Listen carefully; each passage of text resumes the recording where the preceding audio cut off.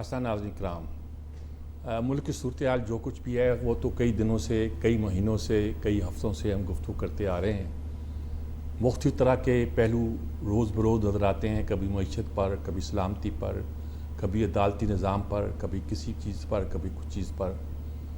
अब एक तरफ सूरत हाल होती हुई दिखाई देती है कि इलेक्शन होंगे, तो हम इस बात पर ज़ोर दे रहे हैं कि इलेक्शन तो हो रहे हैं लेकिन 90 दिन के अंदर नहीं हो रहे।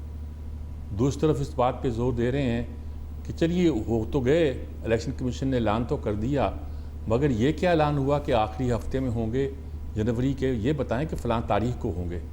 इलेक्शन के बारे में ये तो नहीं कहा जाता कि फ़लाँ हफ्ते में या फ़लाँ महीने में होंगे, ये कहा जाता है फ़लाँ तारीख को होंगे और उसका पूरा शेड्यूल अनाउंस किया जाए।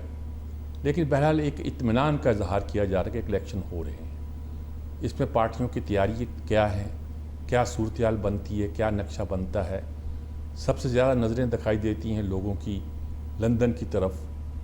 शहबाज शरीफ आए, एक दिन रुके और वापस चले गए कि उनको भाई ने फिर बुला लिया है।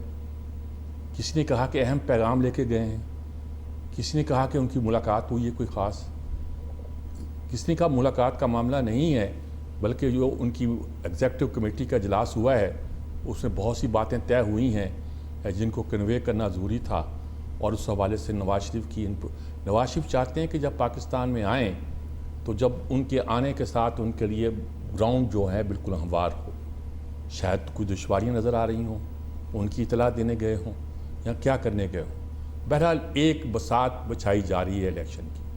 पीपल्स पार्टी एक्टिव दिखाई देती है। बिलावल भुट्टो के कह रहे हैं कि उन्हें इवन प्लेइंग फील्ड नहीं दी जा रही। जरदारी साहब लाहौर में आ गए हैं, बैठ गए हैं, चौशे जहाज से मुलाकात कर रहे हैं, कुछ और चीज़ें दिखाई दे रही हैं। तमाम पार्टियां दूसरी भी जो थे कुछ ना कुछ एक्टिव दिखाई देती हैं, अगरचे वो एक्टिविटी नहीं है जो इलेक्शन अनाउंस होने के बाद इंतखाबी सरगर्मियों के तौर पर जन्म लेती हैं। ये नहीं कि इलेक्शन अनाउंस होंगे तो फिर ही जन्म लेंगी। देखिए याहिया खान के ज़माने में इलेक्शन दिसंबर में होने थे, तारीख दिसंबर में दी गई थी, लेकिन यकम जनवरी से एक्टिविटीज़ शुरू हो गई थी और पूरा साल चलती रही थी। पहली तारीख से ही जलसा शुरू हो गया था। मुमताज़ दौलताना मोची दरवाज़े में आके जलसा कर रहे थे। 4 तारीख को जमात इस्लामी ने जलसा शुरू कर दिया था। एक आगाज़ हो जाता है। ऐसा आगाज़ तो अभी बहरहाल नहीं हुआ, क्या होता है क्या नहीं होता है, लेकिन बहरहाल लोगों की नज़रें अब इस बात पर हैं कि इंतखाब हो रहे हैं। और ये जो ख्याल था कि ये महीनों नहीं सालों खींचेंगे निगरान हुकूमत वाले, वो गलत दिखाई देता है। शायद तय कर लिया गया है या समझ लिया गया है कि ये निगरान हुकूमत का बंदोबस्त जो है इस तरीके के साथ लंबा चलाया नहीं जा सकता, ना आलमी सतह पर माना जाएगा, ना हमने जो पैसे वैसे लेने हैं बाहर से उसको तस्लीम किया जाएगा। इस पर फ़ौरन अमल किया जाए और मामले को आगे बढ़ाया जाए। जो भी सूरत हाल है इस पर हम तजिया देखते हैं, हमारे साथी क्या करते हैं। आज हमारे साथ बहुत तीनों एक सीनियर सहाफ़ी जो है हमारे साथ शामिल हैं, उन्हीं से हम गुफ्तगू करेंगे। कोई सियासतदान हमने इसमें शामिल नहीं किया है। अहले सियासत अपनी बात करते हैं, अहले सहाफ़त का अपना तजिया होता है, उसमें इख्तलाफ भी हो सकता है, लेकिन वो किसी पार्टी की तरफ से नहीं बोला करते, वो अपनी तरफ से बोला करते हैं, अपनी बात किया करते हैं। ताहिर मलिक साहब हैं हमारे साथ जी, बहुत हमारे सीनियर सहाफ़ी तजिया नगार। हसन अयूब साहब हैं, आप इनकी खरी खरी बातें सुनते रहते हैं। और last but not the least Mujahid Barelvi साहब हैं। और मैं आगाज़ मुजाहिद बरेलवी साहब से करता हूँ, इसलिए करता हूँ कि मेरा ख्याल में वो इतने सवाल उठा देंगे कि हमें बाद में बात करने में बहुत आसानी रहेगी। जी मुजाहिद बरेलवी साहब, क्या नक्शा है इस मुल्क का? इलेक्शन हो रहे हैं कि नहीं हो रहे हैं? हो रहे हैं तो कैसे हो रहे हैं? और हम क्या नज़र आता है आपको मुल्क के अंदर होता हुआ? मीर साहब, ये अजीब बात है कि इससे पहले कितने इलेक्शन हुए निगरानों के एहतमाम। ये पहला इलेक्शन है कि आप सीजन सहाफ़ी और मुझे तालिम सहाफ़ी और हर एक दूसरे से ये पूछ रहा है कि इलेक्शन हो रहे हैं नहीं हो रहे हैं। और उसका सबब ये है कि मैं बदनीयती नहीं कहूँगा, लेकिन ये है कि खुद जो आपकी जो पीडीएम साबिका इत्तेहादी हुकूमतें बैठी थी, आप और चीजें अगर वो 12 अगस्त को डिसॉल्व कर देते,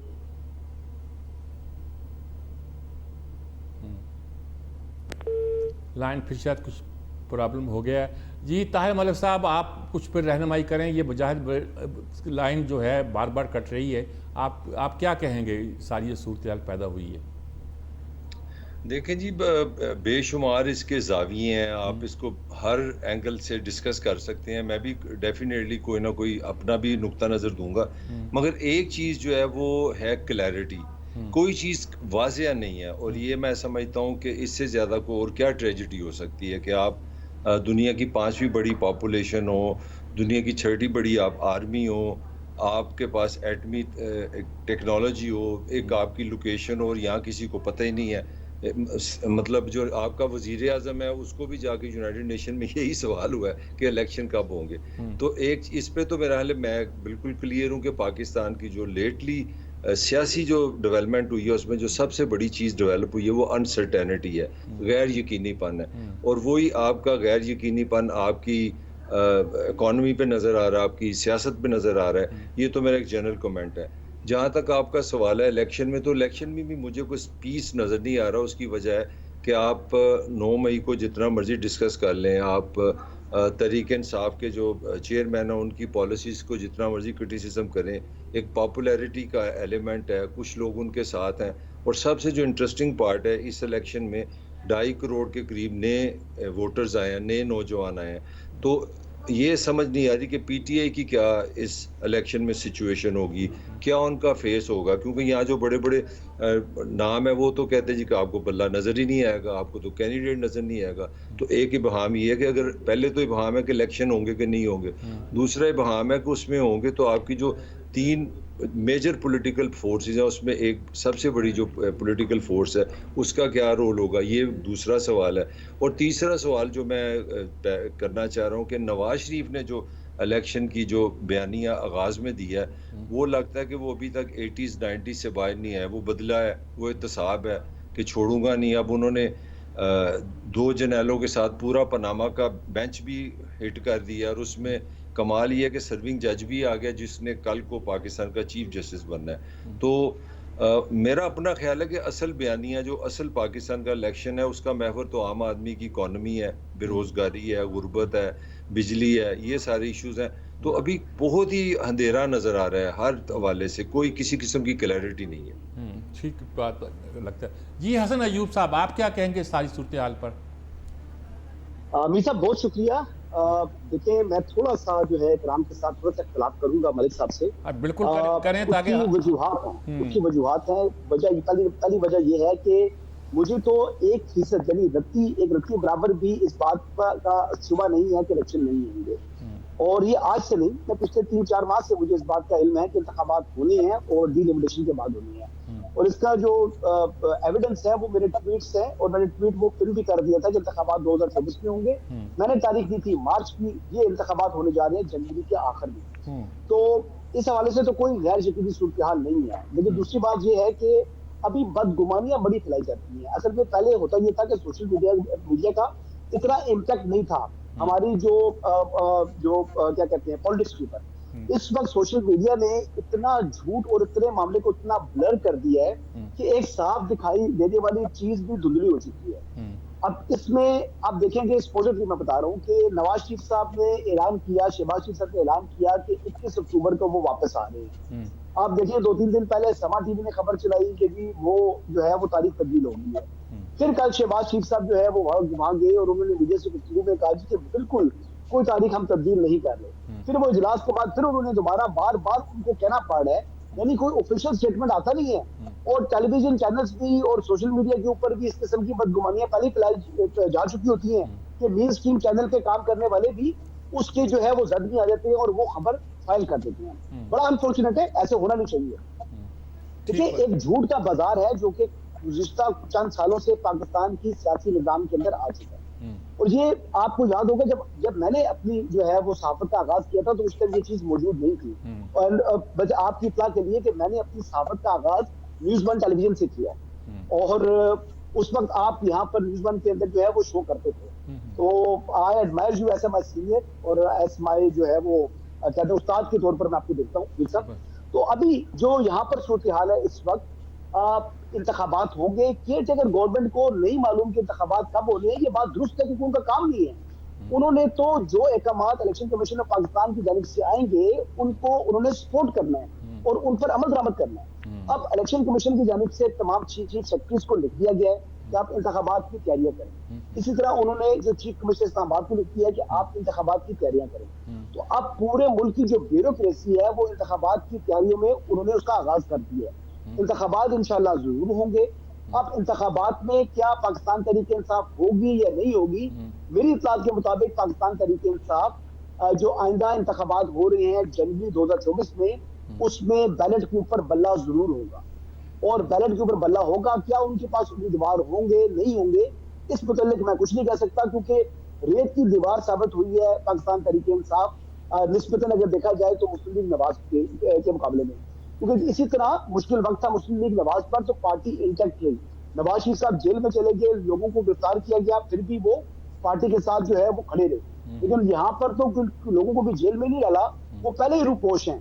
और जो रूपोश हैं वो दूर दूर से आकर जो है पहले ही अपनी प्रेस कॉन्फ्रेंसेस कर रहे हैं और पार्टी को खैराबाद कह रहे हैं। तो ये सूरत हाल है जनाब। नाज़रीन, हम एक वक्फा लेते हैं। मुजाहिद वैल्यू साहब से हमारी लाइन बार बार कट रही है, टेक्निकल प्रॉब्लम होते हैं, पता नहीं क्या सूरत हाल है, उनसे बाद में हम बात करते हैं। एक वक्फा लेते हैं, वक्फे के बाद दोबारा हाजिर होते हैं।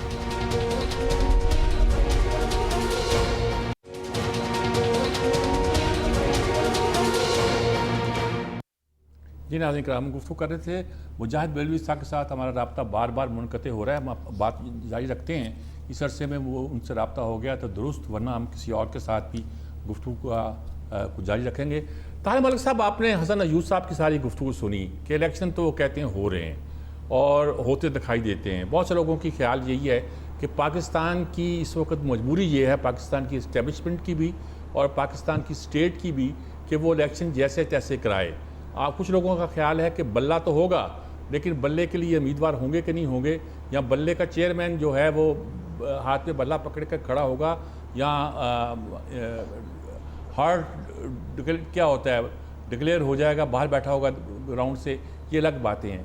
कुछ ये ऐसी बातें आजकल कही जा रही हैं नवाज शरीफ के हवाले से भी, क्या उसको भी लेवल प्लेइंग फील्ड दिया जाएगा, या ये जो शहबाज शरीफ गए हैं उनके रास्ते में भी रुकावटें खड़ी की जाएंगी? अगर ये सारा कुछ होगा तो फिर इलेक्शन क्या होंगे, ये एक दूसरा सवाल है। लेकिन आपको क्या दिखाई देता है जिस वक्त? देखिए, पहले तो बीमारी समझे ना, हसन साहब ने उन्होंने कहा जी कि मीडिया कन्फ्यूजन फैलाता है या चीज़ें नज़र आ रही हैं। मुझे कोई आपको रियासत दिखा दे जो 18,000 अरब रुपए से ये रियासत चलती है, जिसके पास 30 से ज़्यादा इंटेलिजेंस एजेंसीज हैं। कोई एक रियासत का इदारा, कोई रियासत की कोई अलामत, इतने बुनियादी सवाल हैं कि जनाब इलेक्शन कब होंगे कोई पता नहीं है। अच्छा जी, इलेक्शन 90 दिन में होते हैं कि 90 दिन में नहीं होते, कोई इस पर सर्टेनिटी नहीं है। ये फैसला सदर ने करना है कि नहीं करना, कोई पता नहीं है। इलेक्शन कमीशन ने फैसला करना है नहीं करना। आपकी इतला के लिए, आप मेरे से सीनियर हैं, 73 के कॉन्स्टिट्यूशन में कहाँ लिखा हुआ था जी निगरान हुकूमत होगी?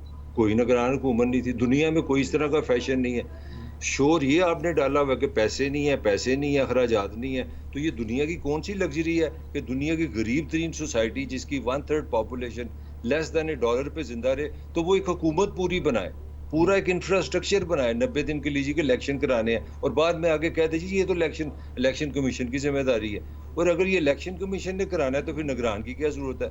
अगर निगरान ने कराना है तो फिर इलेक्शन कमीशन, ये तो हमारा सिस्टम पे इतराज है ना जी। तो मेरा वही पॉइंट है ना, मैं जो हसन साहब को बेसिकली सवाल का जवाब दे रहा हूँ कि ये जो फसाद है, ये जो जिसको मैं क्लैरिटी कह रहा हूँ ना होने की वजह खुद रियासत है। देखिए, जब आप मीडिया तो रिफ्लेक्ट करेगा आपका जो ओवरऑल कल्चर है, जिस तरह का आप निज़ाम बनाएंगे। मीडिया क्योंकि खुद कंफ्यूज है, तो अल्लाह का शुक्र है बड़ा बेहतरीन आपको भी कंफ्यूज कर रहा है, क्योंकि मीडिया के पास क्या पता है। मुझे आप बताएं मीर साहब, मुझे एक सवाल का आप जवाब दे दें, मुझे आप सवाल का जवाब दे दें बेनज़ीर भुट्टो को किसने मारा, मुझे आप सवाल दे दें कि लियाकत अली को किसने मारा, मुझे सवाल का जवाब दे दें कि वसीम अकरम जुआरिया है कि नहीं जुआरिया, मुझे बताएं कि नवाशी को सऊदी अरब कौन लेके गया था, कौन ले गया था। इस रियासत ने आज तक आपको एक सवाल का जवाब दिया है? मुझे यही बता दें 65 की जंग पाकिस्तान ने शुरू की थी कि इंडिया ने की थी? तो ये तो रियासत ने आज तक ये तकल्लुफ़ ही नहीं किया कि आपको कोई इन्फॉर्मेशन दे। उसी वजह से आपके कल्चर में एक क्रेडिबिलिटी कोई नहीं है, किसी चीज़ की क्रेडिबिलिटी नहीं है। जब रियासत इन्फॉर्मेशन नहीं देगी, जो जमहूरियत का तस्वर है उसमें बुनियादी एक बात कही जाती है कि राइट टू नो आपका बुनियादी राइट है, जानने का हक है आपको, क्योंकि रियासत आपकी मुलाजम है, वो आपसे पैसे लेती है, they are the service provider. मुझे बता दें यहाँ यहाँ कोई इन्फॉर्मेशन नहीं, तो ये सारा कन्फ्यूजन है, ये कन्फ्यूजन ही चलेगा। मतलब अब नया कन्फ्यूजन शुरू हो गया कि नवाज शरीफ ने ये जो बयान दे दिया है तो ये तो इस्टेब्लिशमेंट पसंद नहीं करेगी, अब ये होगा, अब नया कन्फ्यूजन हो गया। मैं तो समझता हूँ कि आज बल्कि मैं बड़ी अजीब बात आपसे करने लगा हूँ, मैं एक डॉक्टर साहब को सुन रहा था, डॉक्टर जंगीर है, आई स्पेशलिस्ट है, तो वो किसी टीवी पे इंटरव्यू दे रहे थे, तो उनसे पूछा गया कि ये जो पिंक आइज हैं, जो आंखें खराब होने का 2-3 साल में पाकिस्तान में मर्ज नहीं आया, अब क्यों आया, ये जरा सुने। वो डॉक्टर साहब क्या कह रहे हैं, कह रहे हैं कि हमारी इम्यूनिटी कम हो गई है, हम डिप्रेशन में रहते हैं, हम प्रेशर में रहते हैं, हम क्लियर माशरे में नहीं रह रहे, 2-3 साल से लोग कमजोर हुए हैं, इसलिए इस बीमारी ने ज्यादा हमला किया। अच्छा। तो यहाँ तक तो हम चले गए हैं। तो खुदा के लिए ये फैसला कर लें कि आपने जमहूरियत रखनी है, इंफॉर्मेशन रखनी है, कि कंट्रोल रखना है। कंट्रोल रखना तो ठीक है, तब भी ठीक है, मगर क्लैरिटी की जरूरत है। मेरा यही आर्गूमेंट है। इलेक्शन भी होंगे, आई एग्री विद हिम, मगर मुझे बताएं पीटीआई किधर होगी, किसी को नहीं पता। कभी आ जाती है खबर कि ये ग्रुप बन रहा है, मुफाहमत हो रही है, वो अपना मोहम्मद अली दुरानी साहब गेम में आ गए हैं, वो कभी जेल में चले जाते हैं। कौन मोहम्मद अली दुरानी है, किस तरह वो जाके शबाशी को जेल में मिल लेता है, किस तरह जाके वो सदर को मिल जाता है, ये कौन सी ताकतें हैं, किधर से आते हैं, टेल मी, आप मुझे बता दें। किसी को कुछ पता नहीं है यहाँ पे। किसी को ये नहीं पता मोहम्मद अली दुरानी कहाँ से आते हैं, कहाँ जाते हैं। ऐसे गाड़ी पे आते हैं, ये मुझे पता लग गया, मैंने बड़ी अंदर की खबर दी आपसे। क्या कहाँ से आते हैं? गाड़ी पे आते हैं। नहीं, उनकी 1.5 महीना पहले की तो मुलाकातें हुई है मोहम्मद अली दुरानी साहब की, जी जी। और वो भी लेफ्ट राइट होते रहे हैं, ऐसी बात नहीं है। उनकी जो एक्टिविटी जो कि नोटिस नहीं हुई, जो मीडिया पर रिपोर्ट की हुई, उसकी भी खबर होती है। ऐसी बात नहीं है वो हवा में कोई पैराशूट बांध के ऊपर से आ गए हैं या उन्होंने सलमानी टोपी पहन ली है। उनकी एक्टिविटी भी नजर आ रही है, और वो कहाँ से आ रही है, किस कहने पर आ रही है, तो बहुत से लोगों को इसका इल्म है। हाँ, कुछ लोगों को अक्सरियत को इसका इल्म नहीं है, वो एक बात अपनी जगह है, लेकिन कुछ लोगों को इसका इल्म है।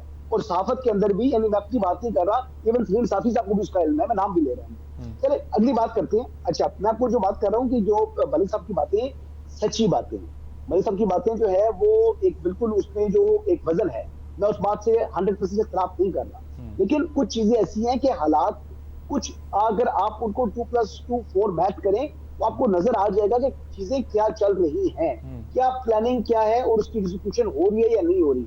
यानी लोगों ने तो यहाँ तक बात की कि जी काकड़ साहब जो है ये कहाँ से आ गए, ये तो जनाब पर्ची जो है वो कहीं और से आ गई है। लेकिन मैं आपको बड़ी गारंटी से बता रहा हूँ कि जो प्राइम मिनिस्टर साहब थे, इनके नाम पर गौर बजट सेशन के टाइम पर ही शुरू हो गया था, और शहबाज शरीफ साहब ने ही गौर किया था। हाँ, डीलिमिटेशन होनी है, सेंसस को नोटिफाई करना है, ये मामला भी पहले से डिसाइड हो गया था, और आर्टिकल 51 इन्वोक हो जाएगा। इसका मतलब यही है कि पहले डीलिमिटेशन होगी और उसके बाद फिर इंतखाबात होंगे।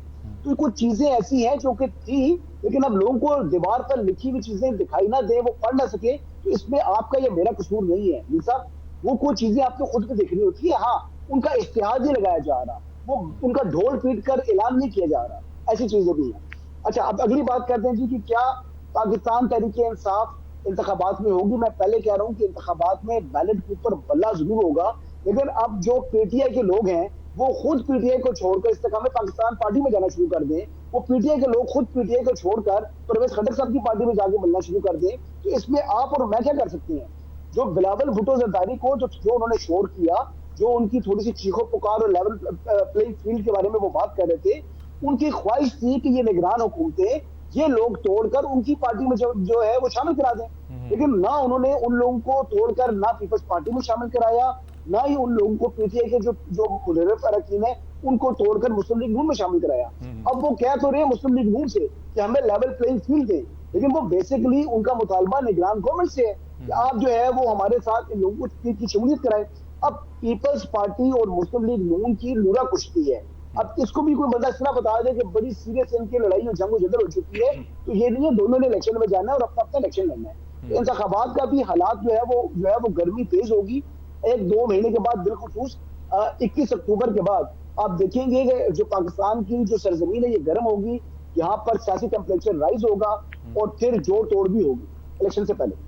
ठीक बात है जी। ये लगता है कि इलेक्शन तो होते दिखाई देते हैं, और मसला सिर्फ ये है कि इलेक्शन तो होते दिखाई देते हैं, लेकिन किस शक्ल में दिखाई देते हैं। क्या जैसे हम पॉलिटिकल इंजीनियरिंग कहते हैं वो होगी, ऐसे बिल्कुल सीधे इलेक्शन अगर होते हैं तो उसके तो नतीजे पता नहीं क्या निकलेंगे, क्या निकल सकते हैं, क्या नहीं निकल सकते। ये तो सबको मालूम है कि बहुत सी बातें होंगी, बहुत सी चीज़ें जो पार्टी में होती रही हैं वो अभी अनडू नहीं की जाएंगी। और अगर हम सोचते हैं कि एक तरह के वो ऐसे इलेक्शन हो जाएं कि बिल्कुल लोगों की राय हमें मिलकर सामने इस तरह आ जाए कि हर आदमी मान ले कि ये इलेक्शन बिल्कुल फेयर एंड फ्री हो, चाहे वो इस तरह ना हो। इलेक्शन होंगे किस तरह होंगे, क्या मैनेज किए जाएंगे या मैनेज किए हुए दिखाई देंगे, क्या सूरत आएगी, लोग कौन से लोग इलेक्शन को मानेंगे, कौन से नहीं मानेंगे, और उसके नतीजे के तौर पर जो हुकूमत बनेगी क्या वो डिलीवर कर पाएगी कि नहीं कर पाएगी। ये बहुत सारे सवाल थे जो हमारे सामने हैं, और मेरे ख्याल में यहाँ भी मैं एक वक्फा ही लेना पड़ेगा। हमारा राब्ता शायद किसी और से नहीं हो पा रहा, लाइनों का सिलसिला है, प्रॉब्लम है, हमारे यहाँ प्रॉब्लम है कि बाहर का प्रॉब्लम है, कुछ कह नहीं सकता। एक वक्फे के बाद हाजिर होते हैं।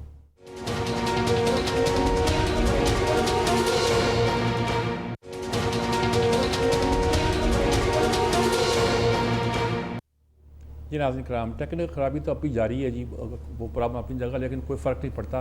माशाल्लाह हम गुफ्तगू हमारी बिल्कुल खुलकर बड़ी वजाहत के साथ हो रही है, हम इस पर करना चाहते हैं। ताहिर मलिक साहब, बात तो बिल्कुल ठीक है जी, आप जिस बात की अनसर्टेनिटी की बात कर रहे हैं वो तो हमारे मुकद्दर में पहले शायद रोज़ अज़ल से लिखी जा चुकी है और अब भी है, और इसकी वजह से हम पूरी के लोग जो है ना, एक लफ्ज़ बोला जाता है आमतौर पर, हम कन्फ्यूज़ लोग बन के रह गए हैं। और इस कन्फ्यूजन ने हमारे लिए, अनसर्टेनिटी ने, इस कन्फ्यूजन ने हमारे लिए सारे मसाइल पैदा किए। मईशत के बारे में हम क्लियर नहीं है, हम अपनी सियासत के बारे में क्लियर नहीं है, हम इंतखाबात के बारे में क्लियर नहीं है, हम ये नहीं जानते कि हमारे आने वाले दिनों में हमारी क़यादत कौन सी होगी। अमूमन अंदाज़ा होता है, पोल्स बता देते हैं, तज़िये बता देते हैं, सर्वे बता देते हैं कि फ़लाँ पार्टी को ये इतनी सीटें मिलेंगी, फ़लाँ को इतनी मिलेंगी। हमारे तो तज़िये भी ठीक नहीं आते। 70 में हमारी सारी एजेंसियों ने फैसला कर लिया कि हंग पार्लियामेंट आएगी, हम मुतमिन होकर बैठ गए, और अब मशरिक़ी पाकिस्तान गंवाने के बाद हमें पता चला कि हमारे तो सारे तज़िये गलत थे। इस वक्त भी सूरत हाल पता नहीं क्या है, आप बताते हैं पता नहीं 30 कितनी एजेंसियाँ ये छोटी सी रियासत जो है वो चला रही है। वो अनसर्टेनिटी तो है, कन्फ्यूजन तो है, लेकिन आपको क्या दिखाई देता है कि जो नक्शा भी बनता दिखाई देता है, जो नज़र आता है आपको कि ये इस तरफ जाता हुआ दिखाई देता है, चलाया जा रहा है या किया जा रहा है। कन्फ्यूज़ तो हम हैं, उसमें तो कोई शक नहीं है, लेकिन जो भी आपको नज़र आता है कि ये कोशिश की जा रही है, उसका क्या नतीजा दिखाई देता है आपको? देखिए जी, मैं तो to be honest with you बड़ा ऑप्टिमिस्ट हूँ। उसकी सिंपल रीज़न है कि एक ऐसा पाकिस्तान को बुखार रहा 75 ईयर, जो भी लगता था टेम्परेचर है कि नहीं है, कोई आप जैसे समझदार लोग कहते थे नहीं यार इन्होंने पंजाबी जगह ने लुके है बुखार है। मेरा ख्याल है पाकिस्तान का जो सबसे पॉजिटिव चीज़ हुई है ना, इसकी बीमारियां बाहर आ गई हैं, इसका जो सिस्टम है, जो इसकी जो खामी है वो बाहर आ गई। और मैं कोई खुशी से नहीं बता रहा, मैं खुशी इस तरह बता रहा हूँ कि ये किसी भी चीज़ की बेहतरी के लिए सबसे बुनियादी बात है कि आप रियलिस्ट हो जाए। तो पाकिस्तान की जो कौम है, पाकिस्तान के जो इदारे हैं, पाकिस्तान का मीडिया, सबको समझ आ गई कि यार something is wrong with us. और मैं ईमानदारी से समझता हूँ यही पाकिस्तान की सबसे बड़ी होप है कि आपको समझ आ गई कि जुतियाँ पै गई हैं रच के, और इस तरह अब आप चल नहीं सकते। अब आपके ना इदारे चल सकते हैं, ना आप इस तरह जनरल ज़िया ला सकते हैं जो 11 साल आराम से बैठा रहे। हाँ, जनरल ज़िया को ले आना है तो पहले अफगानिस्तान में अपना जहाद अफगानिस्तान कराएं, ज़िया को अपना मुशर्रफ को लाना है तो फिर कोल्ड वॉर कराएं। अब आपके लिए बड़ी रहमत ही होगी कि दुनिया जो है वो किसी और चक्कर में चली गई। तो पाकिस्तान के लिए फिर बचा क्या? पाकिस्तान के लिए बचा सैनिटी, पाकिस्तान के लिए बचा है लोकल लीडरशिप, पाकिस्तान के लिए बचा है कि आप इलेक्शन कराएं। मैं तो देखता हूँ, मैं तो बड़ा होपफुल हूँ। अगर आप बज़ाहिर लगता है पाकिस्तान फंस गया, मगर मुझे लगता है ये यहीं से निकलेगा, और मुझे नहीं लगता कि अब ये नवाज शरीफ, जरदारी और मौलाना का ये पाकिस्तान होगा। You will see with in 1-2-3 years Pakistan के जो इश्यूज हैं वो इतने नुमाया हो गए हैं, इतने सर पे आ गए हैं, 2.5 करोड़ नया वोटर आ गया। आप मतलब मुझे नहीं लगता, मैं अपने एज ए पर्सन बात कर रहा हूँ, लोगों का कोई सोशलाइजेशन नहीं है जिसमें बिजली का बिल ना हो। मैं आज से 25 साल पहले एक मामूली सा एक जर्नलिस्ट हूँ, मैं कभी कहा करता था कि मोहतरमा बेनज़ीर शहीद है और मेरा बिलीव है वो शहीद है। वो कहते हैं वो क्यों जी? मैं कहता था कि दुनिया में एक भी पाकिस्तान में बिजली का बल्ब रहेगा ना, वो शहीद रहेगी, क्योंकि वो ऐसा काम डाल गई आपको याद आएगा। फिर मैं हंसता था कि फैज़ भी रह गया, जालब भी रह गया, हम जैसे सारे लिबरल सेकुलर सब फेल हो जाएंगे, बिजली का बिल पाकिस्तान के सियासी निज़ाम को उड़ा देगा, उसने उड़ा दिया। अब आपके पास रास्ते नहीं है, और यही पाकिस्तान की होप है, यहीं से आप चलेंगे। पाकिस्तान में बेशुमार पोटेंशियल है, लोगों में एनर्जी आ चुकी है, लोग तैयार हैं कि यार हमें को रास्ता दो। मैं कहता हूँ आप इनको 1-2 इलेक्शन दे दें, फेयर इलेक्शन दे दें, सिस्टम दे दें थोड़ा सा, यू विल सी इंशाल्लाह विद इन 5 years आप एक डिफरेंट प्लेनेट पे होंगे, आई गारंटी यू। शर्त बहुत बड़ी है कि इसको एक फेयर एंड फ्री इलेक्शन 2-3 दे दें। नहीं, आपके पास रास्ता नहीं है ये सर, तो आपके पास रास्ता नहीं है। मैं यहाँ से वोट दे रहा हूँ, कर लेते बरसों से कर लेते। जी हसन यूसुफ क्या कहेंगे आप इस बात पर? गुफ्तगू हम ही ने करनी है, अब लगता है मुझे हंसी ये आ रही है, मतलब फिर तो इनकार ही समझिए ना, कौन सा इलेक्शन फेयर हुआ है? हाँ। क्या 2017-18 के इलेक्शन पे फेयर थे? को सहूलतकारी काम नहीं की गई थी, प्रोजेक्ट लॉन्च किया गया था और जिस तरीके से फिर आरटीएस बिठाया गया। अच्छा, मैं आपको वाकया बताता हूँ, मैं और अरशद वहीद चौधरी साहब मरहूम, जियो टेलीविजन से उनका ताल्लुक था, तो हम दोनों एक जो है वो कॉन्स्टिट्यूंसी, एक ही कॉन्स्टिट्यूंसी हम दोनों कवर कर रहे हैं। होता ये है जी कि शाम के बाद, मगरिब के बाद जी आरटीएस बैठ गया और रिजल्ट आना शुरू जो है जो शुरू हुए थे वो सिलसिला रुक गया। तो अरशद वहीद चौधरी मुझे कहते हैं कि मैं थोड़ा सा सही बात है, मतलब अभी इतना मैंने एकदम क्लिक नहीं किया। उन्होंने कहा मुझे, अरशद वहीद चौधरी मरहूम मुझे कहते हैं कि हसन साहब ये धांधली शुरू पड़ी है। तो मैंने कहा ये किस तरह हो सकता है? मैंने कहा अभी खैर है, अभी आरटीएस सिस्टम बैठ गया तो भी उठ जाएगा, तो दोबारा जो है वो रिफ्रेश कर देंगे तो रिजल्ट आना शुरू करेंगे रियल टाइम पे। He said no, wake up, ये नहीं होगा। और फिर वाकई नहीं हुआ। फिर उसके बाद कॉल्स आना शुरू पड़ी, लोगों ने बताया जी कि हम लोगों को पुलिस स्टेशन से बाहर निकाल दिया गया है और जो लोग सिक्योरिटी पर मामूर थे वो बैठ कर खुद गिनतियां करा रहे हैं। तो ये इस तरह का इलेक्शन तो मैंने खुद कवर किया है। और वो किसके लिए वो सहूलतकारी हो रही थी? चेयरमैन तहरीक इंसाफ के लिए। अच्छा, उसके बावजूद पंजाब में अक्सरियत नहीं ले सकी पीटीआई। अब मसला क्या था? पंजाब में अगर वो गवर्नमेंट ना बनती तो फिर जाहिर बात है वजारत उस्मा किसी काम की नहीं थी। तो फिर जहाज उड़ा जहांगीर तरीन साहब का, फिर जहांगीर तरीन साहब का जहाज उड़ा और फिर जो मुस्लिम लीग नून जो बड़ी जमात थी पंजाब की, उसको पीछे कर दिया गया और उस्मान बुलदार जैसा तोहफा एक जो है वो पंजाब के ऊपर मुसल्लत कर दिया गया। तो मैं तो एग्जाम्पल सिर्फ पिछले इलेक्शन की दे रहा हूँ, तो बिल्कुल माजी करीब की बात है। तो अभी मैं क्यों ये अपने इस खाम ख्याली में इस ख्वाब गफलत में खुद को ले जाऊं कि अभी जो इलेक्शन होंगे वो 100% जो है फ्री एंड फेयर होंगे। पहली बात मुमकिन है, दुआ है मेरी, मैं चाहता हूं मलिक साहब की तरह के सिटीजन ऑफ पाकिस्तान कि अगले अल्लाह करे कि आइंदा आने वाले इंतखाबात साफ शफाफ हों और वो बेसिकली गैर जानिबदार तरीके से इंतखाबात हों और जो लोग जिसको वोट देते हैं वही उनकी नुमाइंदगी करे। लेकिन क्या ये ख्वाब शर्मिंदा ताबीर होगा? इस वक्त तक तो मुझे ये सुहाना ख्वाब दिखाई दे रहा है, लेकिन यस, इलेक्शन के बाद अल्लाह करे कि ये ख्वाब जो है ये हकीकत में तब्दील हो और एक्चुअली इलेक्शन जो है फ्री एंड फेयर हो और ट्रांसपेरेंट इलेक्शन हो जो कि तमाम लोगों को काबिल हो। ठीक है, तो मेरी तो दुआ ये है। ये ताहिर साहब, असल में कुछ लोग कहते हैं कि ये अगर फेयर एंड फेयर की बात की जाए और ये कहा जाए कि किसी मामले में कोई दखल न दिया जाए, लेकिन 9 मई ने सिचुएशन बहुत चेंज कर दी है। हम भी बड़ी एहतियात के साथ बात करते हैं कि बल्ला होगा, वोट नहीं होगा, या हम कहते हैं कि कोई आदमी नाअहल हो जाएगा, कुछ और हो जाएगा वगैरह। लेकिन 9 मई का क्या फैसला हमने करना नहीं है रियासत ने? क्या ये इररिलेवेंट सवाल है हमारे यहाँ? ये इनरेलेवेंट है, छोड़ दें इसको। जिसने रियासत के को ललकारा है वो कानून फेस करेगा, वो म्यूजिक फेस करेगा। This is not the issue. यहाँ पे एक साहब थे जनरल बाजवा, मुझे उनका एक इंटरव्यू याद है, उन्होंने कहा मैं PhD हो गया हूँ इकोनॉमिक्स में, मैं इतना समझना शुरू हो गया हूँ। मेरा हाल पासन का 6 साल वो रहे और मेरे 4 या 5 वजीर आजम आए। चले एक चीज़ हाइपोथेटिकली, मैं कोई लीगल टर्म पे बात नहीं कर रहा, हम मान लेते हैं यहाँ फ्रॉड होता है, यहाँ पे हुकूमतें जो है वो इलेक्शन से नहीं बनती। जिंदा रहा, 3 साल के बाद फंस गया।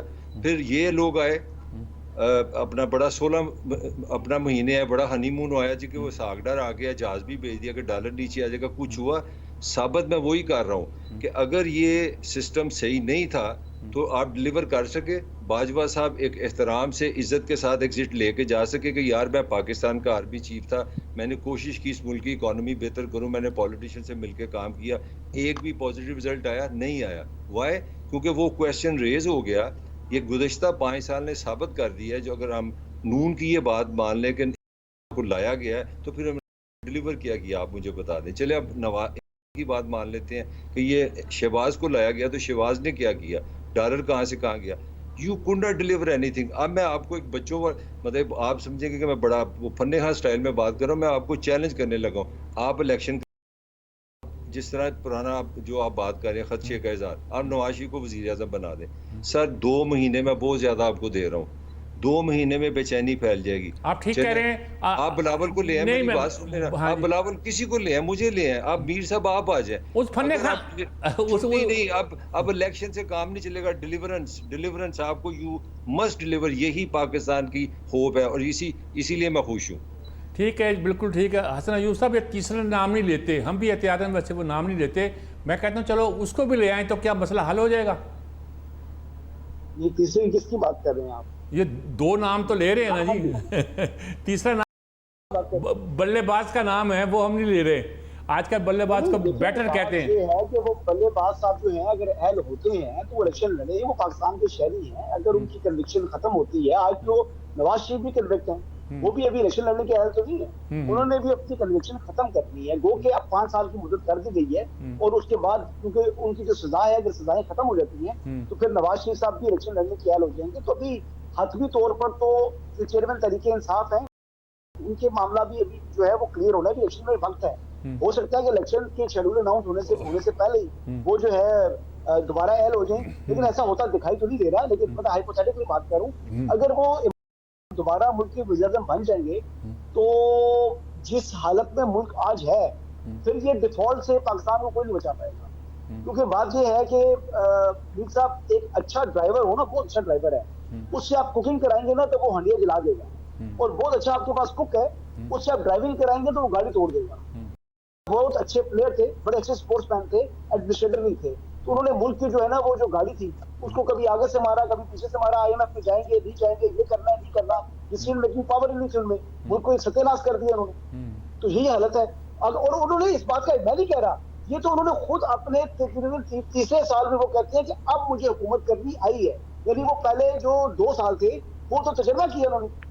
तो अगर 2 साल बंदे तजर्बा करके इस साल कह रहे हैं कि मुझे हुकूमत करनी आई है, और हुकूमत में उन्होंने क्या फरमाया, कहते हैं जी बस आपने घबराना नहीं है। हर कुछ ऐसे बात कौन से खिताब करते थे, कहते थे महंगाई है लेकिन आपने घबराना नहीं है। तो मतलब ये चीजें से तो मैं कोई उम्मीद जो है मैं ये नहीं है कि वो मुल्क को ट्रैक पर ला सकते हैं।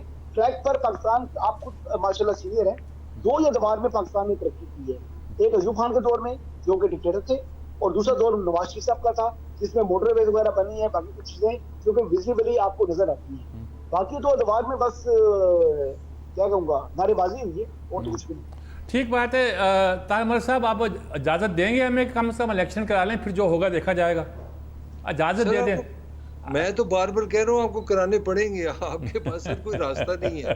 अच्छा। और आप गलती ये कर रहे हैं। हाँ। यही मैं समझता हूँ पाकिस्तानी लोगों की जो तौहीन है, ये तौहीन है, मीडिया भी करता है, हमारी पावरफुल लोग भी करते हैं कि हम लोग जो अपने सियासतदानों की, वज़ीर-ए-आज़म की कारकर्दगी को निगलेक्ट करते हैं। ये वोटर का हक है, हमारा काम है हम बताएं कि भाई हमें ये नजर आ रहा है।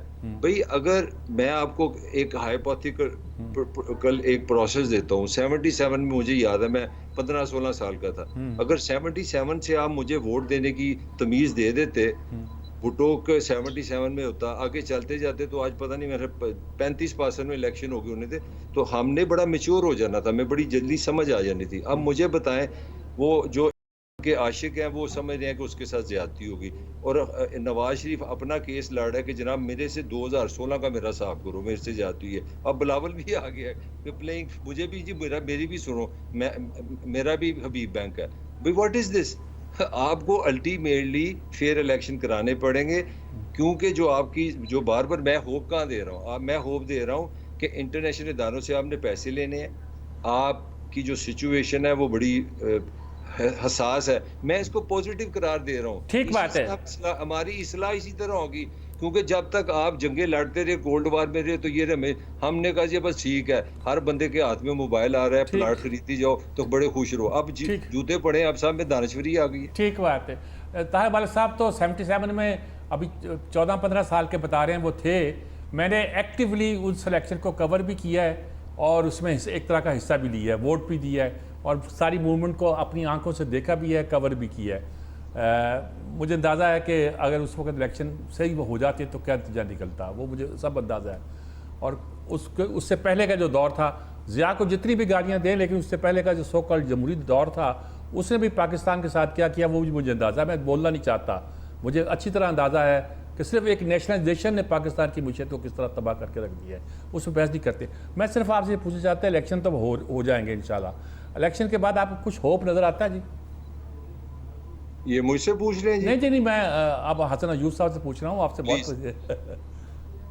मीर साहब, मैं होप तो रखनी चाहिए, उम्मीद तो रखनी चाहिए, लेकिन अभी मैं इस पर कोई भी ऐसी अपनी उम्मीद जो है वो इतनी पक्की उसका इज़हार नहीं करूंगा कि कुछ भी हो सकता है। यहाँ पर बताए सुहाने ख्वाब दिखाई जाती हैं, लेकिन अमली तौर पर उस पर इम्प्लीमेंटेशन नहीं होता। अभी तो सियासी जमातों ने अपना मंशूर तक नहीं दिया, अभी तो सियासी ठीक है। बयानिया जो है वो ही बनाया जा रहा है। तो मंशूर अगर आ भी गया तो मंशूर पर कौन सा अमल हो जाना है। जैसे 1 करोड़ नौकरियां देती गई हैं, क्या 50 लाख जो है घर तामीर कर दी गई है। तो अनफॉर्चुनेटली यहाँ पर कर्ज उतारो, मुल्क संवारो, यहाँ पर रोटी कपड़ा मकान, ये नारे जो है वो बहुत ज्यादा सियासी जमातों ने लगाए हैं। ठीक है। लेकिन अमली तौर के ऊपर 1% भी अपने मंशूर के ऊपर अमल दरामद नहीं हुआ। ठीक बात। हाँ, एक मुझे होप है, I have only one hope, और वो होप है SIFC।